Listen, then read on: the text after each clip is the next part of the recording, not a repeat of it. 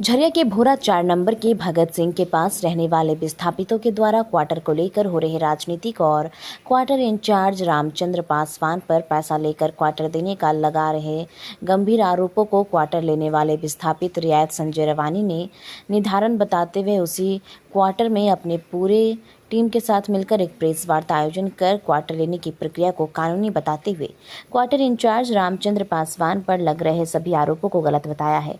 विस्थापित रियायत संजय रवानी ने यह भी बताया कि क्वार्टर इंचार्ज रामचंद्र पासवान निष्पक्ष होकर सभी विस्थापितों को सुरक्षित स्थान पर क्वार्टर देने और विस्थापित रियायत को बसाने का काम कर रहे हैं। कुछ असामाजिक तत्व लोगों को यह बात हजम नहीं हो रही है, इसलिए अनाप शनाप आरोप क्वार्टर इंचार्ज रामचंद्र पासवान और हमें अवैध रूप से क्वार्टर लेने का आरोप लगा रहे हैं।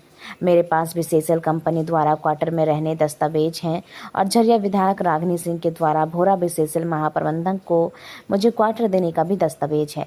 इसलिए मैं भोरा बीसीसीएल महाप्रबंधक से अनुरोध करता हूं कि जितना जल्दी हो सके असामाजिक तत्व युवक भारतीय युवा मोर्चा स्टेट्स प्रेसिडेंट करण पासवान पर अंकुश लगाकर कानूनी कार्रवाई करें, नहीं तो विस्थापित रियायत भोरा बीसीसीएल कंपनी का काटा घर और माइंस को बंद करने का काम करेंगे। है कि हम लोग जो है रैयत विस्थापित है। भौरा 12 नंबर से हम लोगों को विस्थापन किया गया था और प्रबंधन हम लोग का आश्वासन दिया था कि आप लोगों का परिवार बहुत लंबा चौड़ा है और क्या कहने का मतलब हम लोग को 32-33 परिवार हैं हम लोग को घर में और एक क्वार्टर हम लोग का अलॉटमेंट किया गया था जिस पे हम लोग सब कोई नहीं रह पा रहे थे। इसलिए बीसीसीएल द्वारा जो है हम लोग बीसीसीएल को आवेदन दिए थे कि हम लोगों को कहीं और शिफ्ट किया जाए क्वार्टर देके। तो इसके आवाज़ में हम लोग रागिनी सिंह को भी चिट्ठी लिखे थे कि हम लोगों को इसमें मदद किया जाए कि हम लोगों को क्वार्टर दिलाने में। तो रागिनी सिंह द्वारा जो है हमको प्रबंधन को देने के लिए एक चिट्ठी दिया था। ये चिट्ठी देखिए इसमें कि जल्द से जल्द इनको शिफ्ट किया जाए। उसके एवज में बीसीसीएल प्रबंधन द्वारा हमको चिट्ठी दिया कि इस क्वार्टर में रहने के लिए जहाँ पर हम अभी वर्तमान में रह रहे हैं और इस क्वार्टर का कुछ असामाजिक तत्व जिसका नाम करण पासवान है यहाँ पर क्लब और अय्यासी का अड्डा बनाना चाह रहा था। क्योंकि अगर उनको कम्युनिटी हॉल या शादी विवाह के लिए अगर स्थान चाहिए तो बगल में ही जस्ट रोड के उस पार ये क्या बीसीसीएल का क्लब है जो बहुत बड़ा है और भौरा के लोग उसमें उसका उपयोग करते हैं शादी विवाह या अन्य काम के लिए। लेकिन यहाँ अंदर में इस तरह का रख के जो है वो लोग गलत कार्य करना चाहते हैं इस रूम में, इस घर में। इसलिए वो लोग चाहता है कि इस घर को कब्जा कर ले और इसी के लिए वो लोग बराबर असामाजिक तत्वों को लेके कुछ लोगों को लेके और कांटा घर बंद करना। तो ये चूँकि ये लोग ना विस्थापित है ना और कुछ है, ये लोग चूँकि एक गुंडागर्दी की तरह जो है अपना काम कर रहे हैं जो कि गलत है। रहा बात की रामचंद्र बाबू का जो धावरा इंचार्ज है वो रैयतों को बसाने का बहुत अच्छा से काम कर रहे हैं। वो बहुत अच्छा से रैयतों को बसा रहे हैं, निस्वार्थ भावना से बसा रहे हैं। लेकिन कुछ नेता जो है उस पर दबाव डाल रहे हैं इसलिए कि वो नेता लोग क्वार्टर को बेचने का काम कर रहे हैं। अभी हाल फिलहाल में आरके सिंह जो इंजीनियर थे उनका क्वार्टर को कोई ताला मार के रखा हुआ है और सुनने में आया कि वो 1.5 लाख रुपया में बेचा जा रहा है। और भी बाजार में कई क्वार्टर है जो नेता लोग इसको मिल के बेच रहे हैं। उसी तरह इस घर को भी शायद हो सकता है कि बेचने का काम करना चाह रहे थे, इसलिए भी वो लोग जो है रामचंद्र पर दबाव डाल रहे हैं। रामचंद्र बाबू जो है कि बहुत अच्छा से सबको बसाने का काम किए रैयतों का।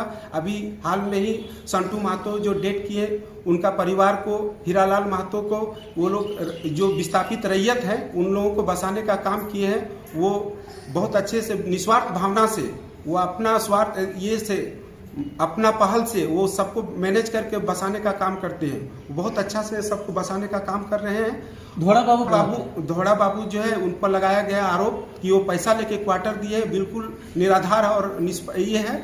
वो किसी तरह का कोई पैसा लेके लेन देन का काम नहीं करते हैं। ये नेता लोग उनको बदनाम करने के लिए कुछ लोगों को वहाँ पर खड़ा कर दिया गया। जो नेता लोग क्वार्टर को बेचना चाहते हैं, किसी क्वार्टर का 1.5 लाख, किसी क्वार्टर का 70,000, किसी का 50,000, इस तरह करके वो क्वार्टर को बेचने का काम कर रहे हैं, मतलब साजिश करने का प्रयास कर रहे हैं। वो लोग साजिश कर रहे हैं। तो मैं प्रबंधन और प्रशासन को ये चेतावनी देना चाहता हूँ कि अगर 10 से 15 दिन के अंदर ये मामला अगर सॉर्ट आउट नहीं होता है तो हम सारे रैयत विस्थापितों को लेकर कांटा घर और माइंस को बंद करने का काम करेंगे।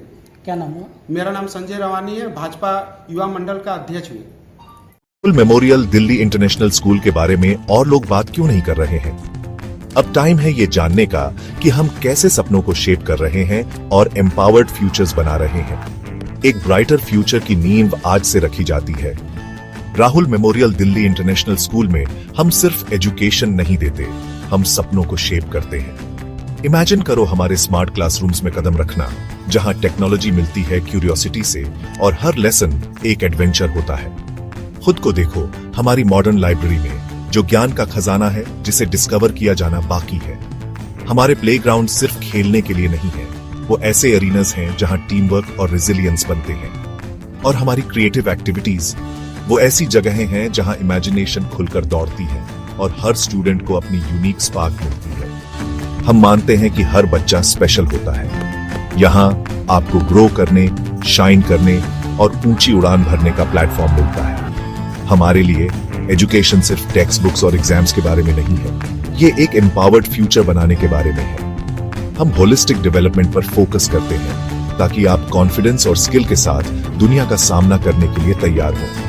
हमें ज्वाइन करें Rahul memorial Delhi international school में, जहां लर्निंग सिर्फ मार्क्स के बारे में नहीं, बल्कि एक ब्राइटर एम्पावर्ड फ्यूचर की ओर एक मीनिंगफुल जर्नी है। क्योंकि यहाँ आपके सपनों की फाउंडेशन आज से शुरू होती है।